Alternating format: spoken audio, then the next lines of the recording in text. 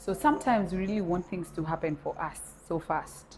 We want to get there, but we are really not faithful in the little that God has given us. David, a man after God's own heart.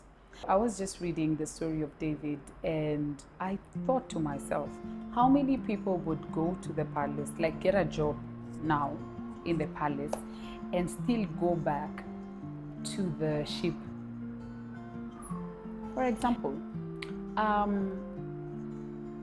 God entrusts you with your bedroom. Let's not look at big things.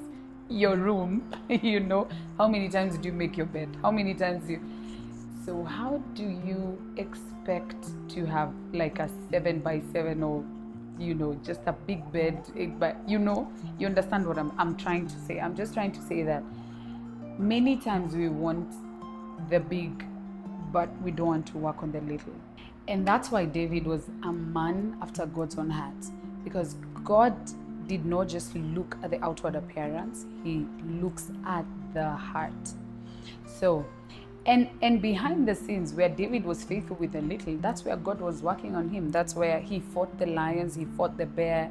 By the time he's coming to meet Goliath, he has so much trust in God because he has seen God fight for him. And that's the beauty about waiting. That's the beauty about being faithful with the little that God has given us. Because in there, when you think that it's taking forever, in there is where God is building your character. That is where God is building your capacity.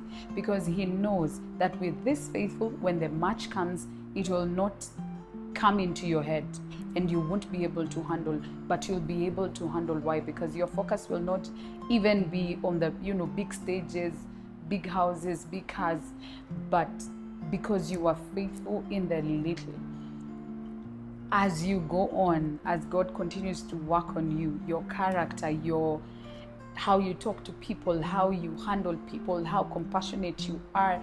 All these things happen when we are just in waiting, when we are behind the scenes, when we are doing the little things, because when you're faithful with the little, then God can entrust you with much.